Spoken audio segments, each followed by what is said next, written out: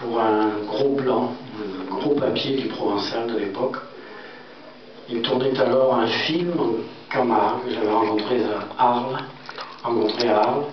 un film en Camargue qui s'appelait, je crois, Caravane ou Vacarès, qui n'a pas laissé une trace indélébile dans l'histoire du cinéma. C'était le premier film, je crois bien, de Charlotte Rampling.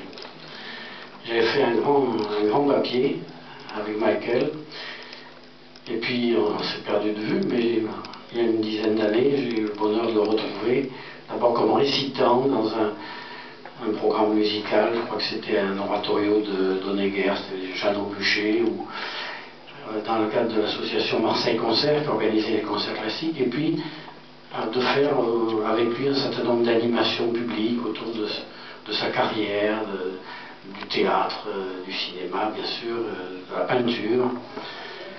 Et ce sont ces deux cinémas donc il est question, et ce que je vous propose, c'est d'abord de vous donner la parole pour que vous l'interrogiez sur le film que nous venons de voir, qui pose évidemment de multiples questions. Puis ensuite, si vous voulez encore rester un moment, on pourra évoquer plus généralement sa carrière cinématographique, la naissance de sa vocation et toutes les questions que vous voudrez lui poser. Voilà. Vous êtes d'accord? Bon. Alors on va commencer par des questions sur ce film. J'appelle Jacques Sapiega à côté de nous quand même, parce que c'est un homme de l'art. Moi je ne suis pas du tout spécialiste du cinéma, mais néanmoins j'avais déjà vu ce film, ne serait-ce que parce que Michael y figurait, si je peux dire figurer, en l'occurrence. Alors peut-être une première question un peu débile, un peu bête, un peu primaire. Quel souvenir gardes-tu de ce tournage qui est récent, somme toute, 2007, je crois, quelque chose comme ça? Un très beau, attends, je le prends.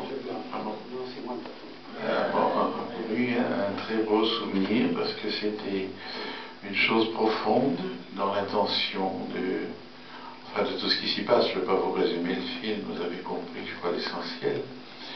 Donc j'étais très heureux, très honoré de participer à cette création qui s'est passée tout à fait dans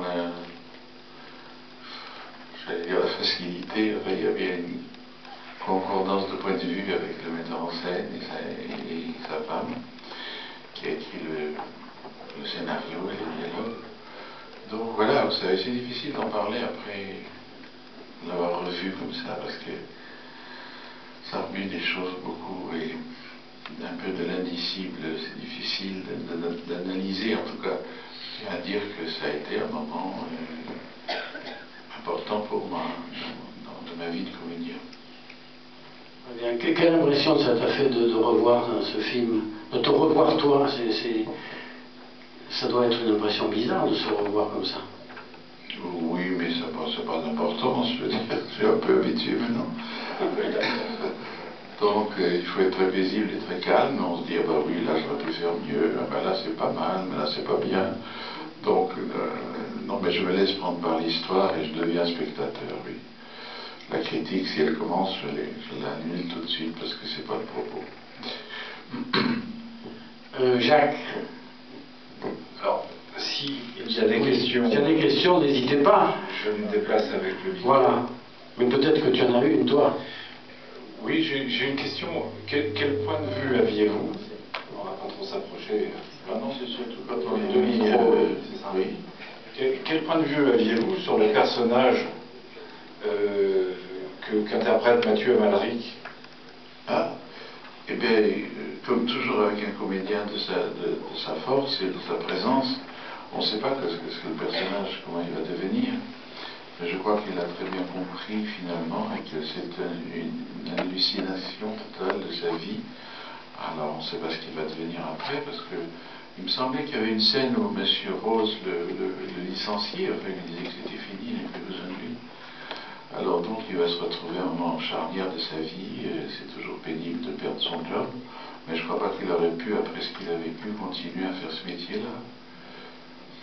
Et donc je suis plein d'admiration parce que c'est difficile à faire, hein, c'est souvent beaucoup de regards et de choses qu'il vit intérieurement sans parole. Il y a des paroles, puis on sent ce qui se passe chez ce bonhomme qui est un lent travail de désagrégation.